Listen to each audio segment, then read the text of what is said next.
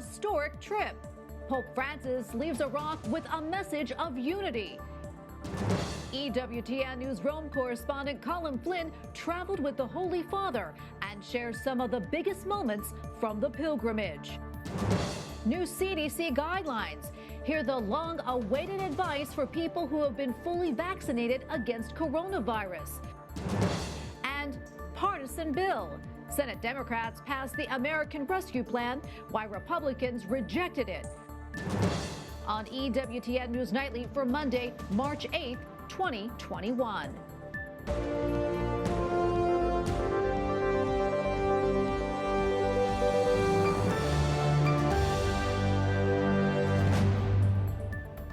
Thank you so much for being with us tonight. I'm Tracy Sable. Pope Francis is back in Rome after an apostolic journey to Iraq, where he met religious and political leaders and prayed for victims of war and persecution. The Holy Father told Iraqi Christians that he can see firsthand that the church in Iraq is alive and that Christ is at work.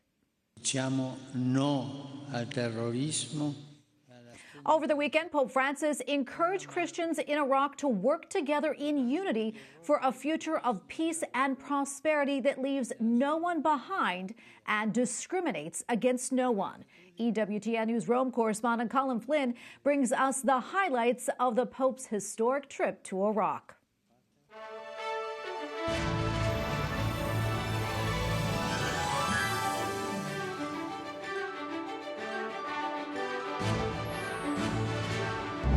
On Saturday, Pope Francis traveled to southern Iraq, arriving in Najaf to visit the Grand Ayatollah Ali al-Sistani, the most influential Shia Muslim leader who spiritually guides more than 60% of the Iraqi Muslims.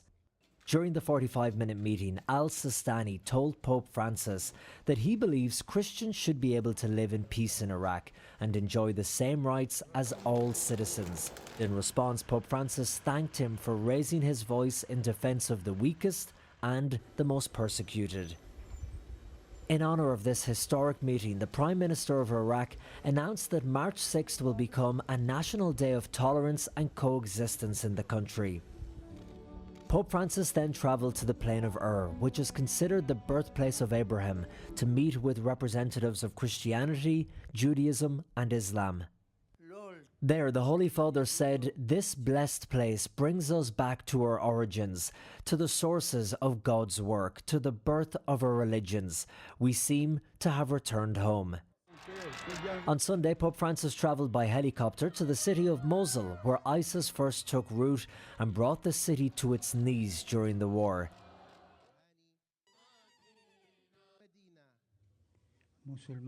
He prayed to the Lord, saying, "Teach us to realize that you have entrusted to us your plan of love, peace and reconciliation." After Mosul, he flew to Qaraqosh, where he visited the largest Catholic community in Iraq, the Immaculate Conception. The Pope applauded the strength of the Christian community and invited them to trust in God's plan for peace.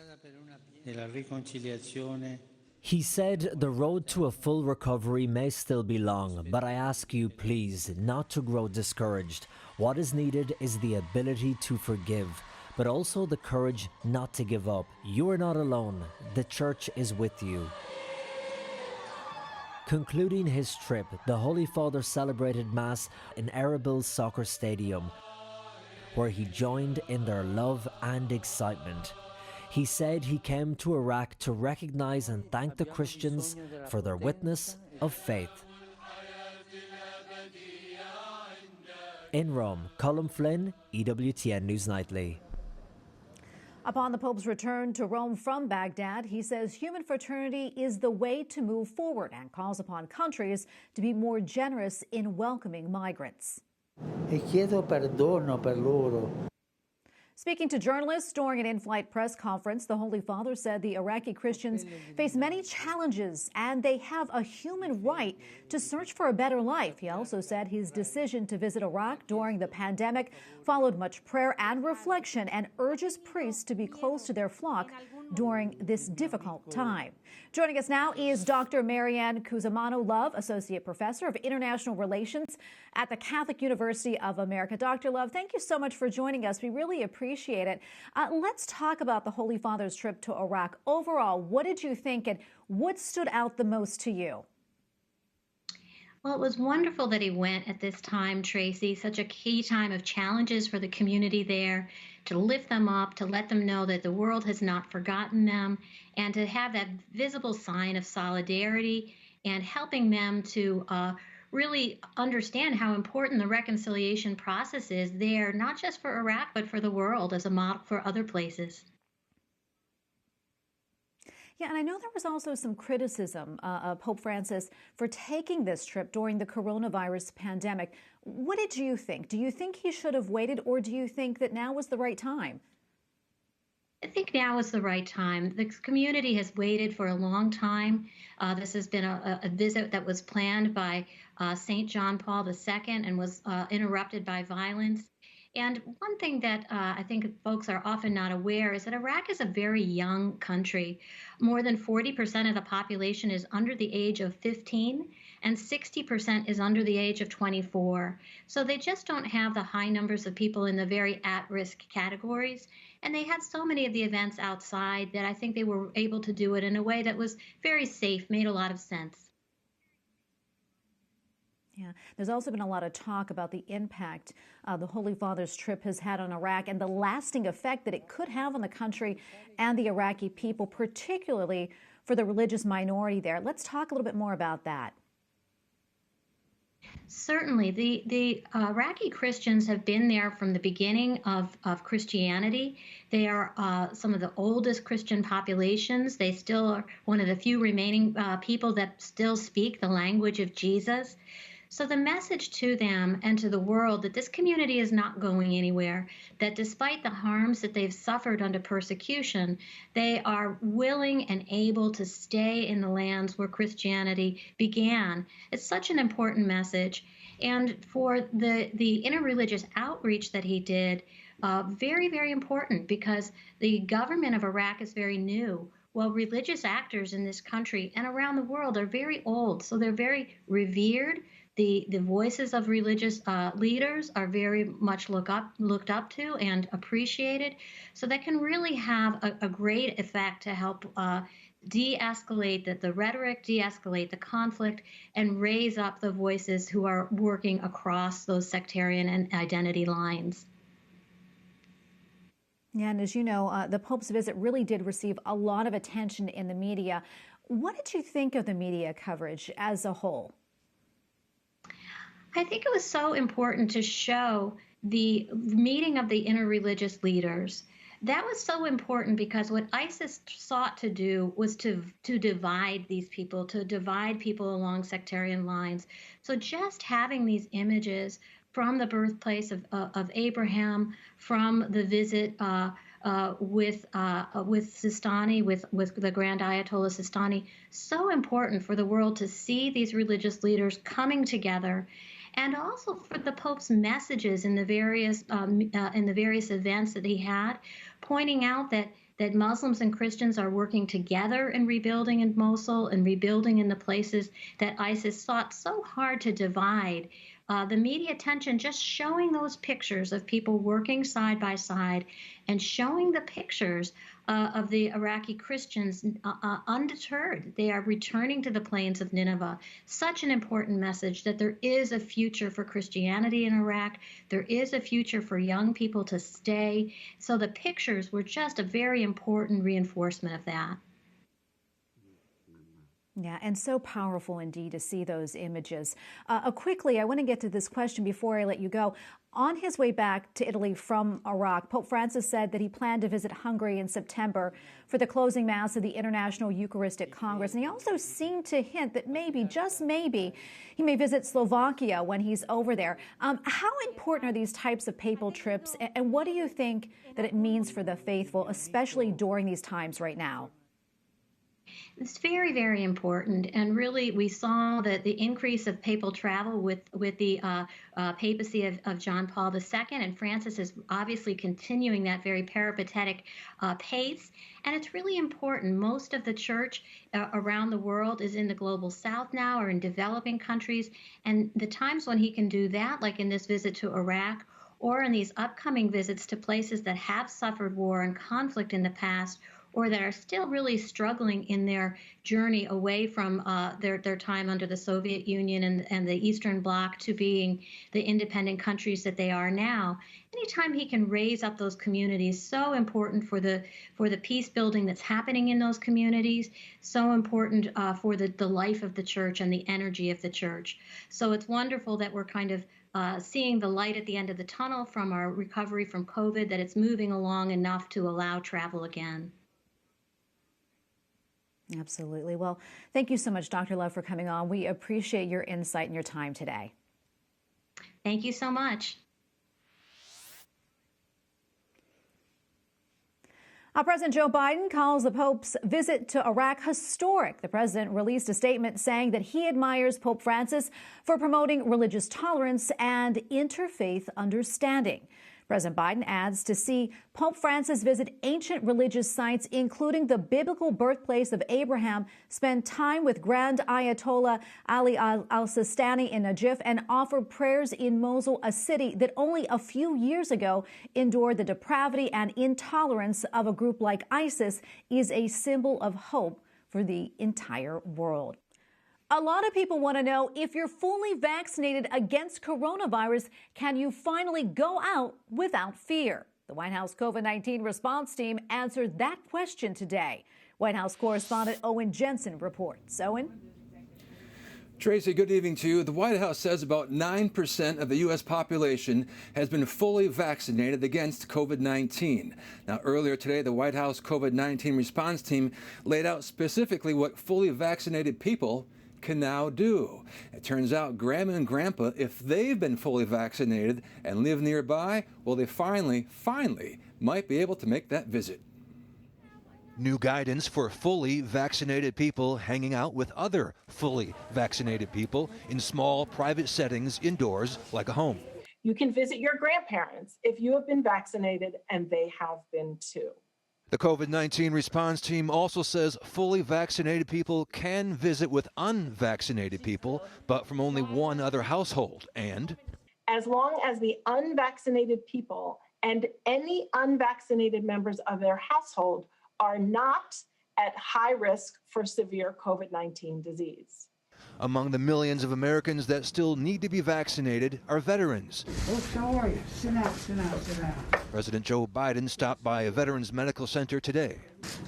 Here we have Lieutenant Colonel Sharon Paciana, a retired Army Nurse Corps officer, who is receiving her second dose of Pfizer today. Also, on this International Women's Day, the White House announces a new Gender Policy Council to, quote, promote sexual and reproductive health and rights, empower girls, and prevent and respond to all forms of gender-based violence. We know that the full participation of all people, including women and girls, across all aspects of our society is essential to the economic well-being, health and security of our nation and of the world. Pro-life group Students for Life tweeted, on this National Women's Day, we'll use our voices for those who had theirs taken away. Our heart breaks for the little women taken from this earth too soon. Women deserve better. Now back to COVID-19 for a second. Even if you are fully vaccinated, the experts say you should still wear a mask when out in public. Travel rules have not changed, and critics say the new guidance is far too cautious. At the White House, Owen Jensen, EWTN News Nightly. Well, the Biden administration's COVID relief plan is one step closer to becoming a reality. The $1.9 trillion package passed the Senate over the weekend along party lines, but it still has to clear one more hurdle before it reaches the White House. Capitol Hill correspondent Eric Rosales reports. The next COVID-19 relief bill is now headed back to the House, where Democratic leadership is trying to sell this piece of legislation that does not include the $15 minimum wage increase. Republicans continue to call it a liberal spending spree, one that includes funding for abortions. President Joe Biden is calling it a victory for the American people, but it's not across the goal line yet. This plan puts us on a path to beating the virus. This plan gives those families who are struggling the most the help and the breathing room they need to get through this moment. This plan gives small businesses in this country a fighting chance to survive. The bill had no support from Republicans in the Senate, so Democratic leaders are now feverishly working to convince their members to back changes to unemployment insurance and tax rebate checks. This bill is bipartisan in that a majority of Republican citizens support it. A majority of Democratic citizens, Republican citizens, and independent citizens support this bill. Senate Minority Leader Mitch McConnell tweeting that the bill will fund, quote, a parade of unrelated policies. The bill includes direct payments up to $1,400 per person for families that earn less than $160,000 per year, while the unemployed will get a $300 increase to their jobless benefits through September 6. But it also includes bailouts for counties and states and tens of millions going to Planned Parenthood, the country's largest abortion provider. Some $50 million in grants and contracts under the Public Health Service Act can be used to cover abortions. Pro-life groups like the Susan B. Anthony list state, quote, shame on Senate Democrats who exploited COVID-19 relief to expand taxpayer-funded abortion on demand. The Democrats' $1.9 trillion wish list is a bloated, wasteful, and very partisan bill. Republicans say the decision to pass this $2 trillion piece of legislation will have long-lasting effects on future generations. Some economists say that we're headed for high inflation, something we haven't seen since the 1970s. At the Capitol, Eric Rosales, EWTN News Nightly. Coming up, a different view of the American Rescue Plan. Why Joe Griffith calls it a smokescreen that robs future generations.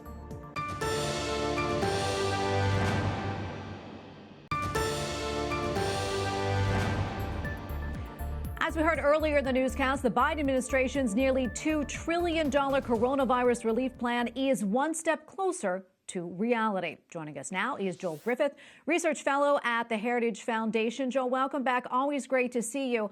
I know last week you called this measure a smokescreen that robs future generations.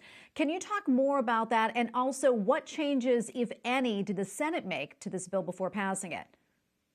Yeah, well, this is definitely indebting our future generations. We are taking on another $2 trillion of debt, and we have politicians in Washington, D.C. that are basically giving away piecemeal checks to the majority of Americans. And I know everyone likes a bit of extra money in their checking account.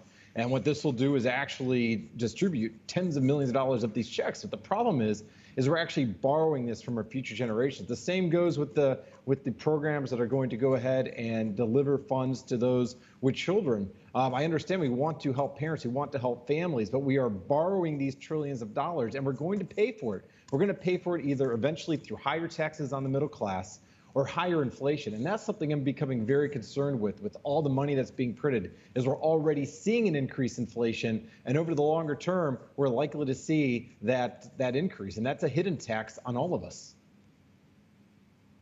Yeah, for sure. I want to go back to that.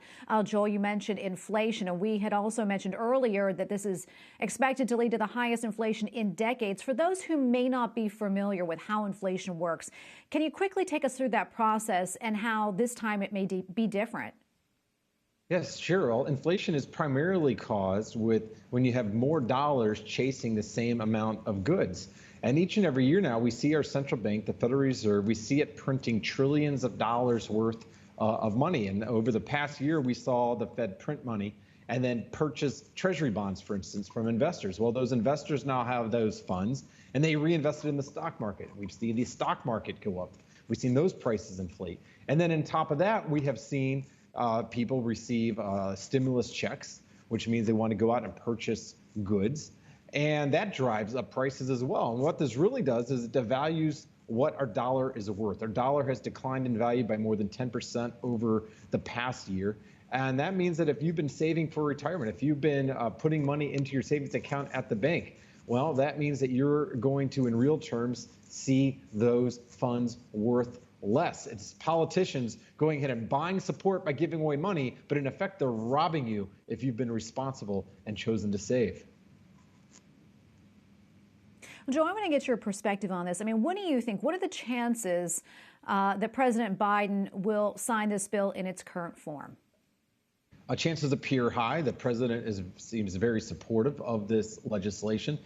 We saw the Senate work over the weekend. We ended up seeing this pass pretty much in a party line vote. So this is very likely to become law. We're going to deal with that for generations to come. What's really ironic about this, it was billed as COVID relief, but fewer than $1 in $10 of this package actually goes to actual COVID aid. In fact, a lot of this aid is spread out for many years, benefiting special interests such as public sector education unions. And of course, we know that over the country, many parts of the country, the schools remain closed because the public sector teachers unions refuse to open. And yet what this does is hand these unions tens of billions of dollars over years and years to come, buying off that support. And that's on the backs of all of us. And if you're a parent, chances are you've been suffering from schools that refuse to open. Well, those schools are actually being rewarded for their failures. All right, we're going to leave it right there. Thank you so much, Joel Griffith, Research Fellow at the Heritage Foundation. Up next, Olympic boycott.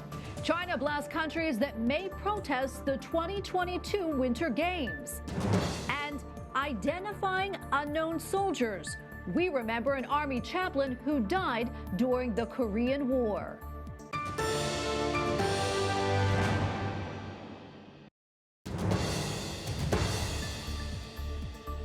The faithful in Sri Lanka attended Mass yesterday wearing black.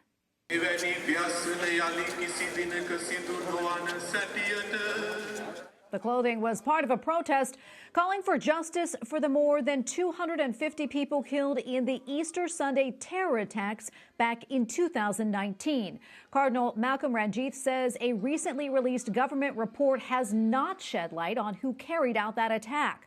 Authorities believe two groups who pledged allegiance to ISIS were responsible. Monks joined protesters in Myanmar, also known as Burma, to demonstrate against last month's military coup. Protesters in the country's second largest city stacked sandbags on some streets to provide cover, but riot police came into the neighborhoods to clear the barricades. In another city, police shot and killed 2 people when they fired into a crowd of demonstrators. Officials in China are slamming reports that some countries are considering a boycott of the 2022 Winter Olympics in Beijing. 你所说的那些国家和组织 The communist country's foreign minister says the boycott attempts are, quote, highly irresponsible and doomed to fail. Multiple international groups are bringing pressure on Olympic sponsors, governments, and athletes to shun the Games. And finally tonight, there are new developments regarding a Catholic priest and Medal of Honor recipient who died as a prisoner of war in North Korea in 1951. The remains of Father Emil Kapan have been identified in Hawaii. They were among the remains released from a North Korean detention camp in 1953, but they were not identified. Recently, the remains of all soldiers from that camp were exhumed in an attempt to identify them. In 1993, Father Kapan was named Servant of God by the Vatican, an early step on the path to sainthood. We thank you for watching tonight. For the entire EWTN News Nightly team, I'm Tracy Sable. We leave you tonight with more of the sights and sounds from the Holy Father's visit to Iraq. Good night and God bless.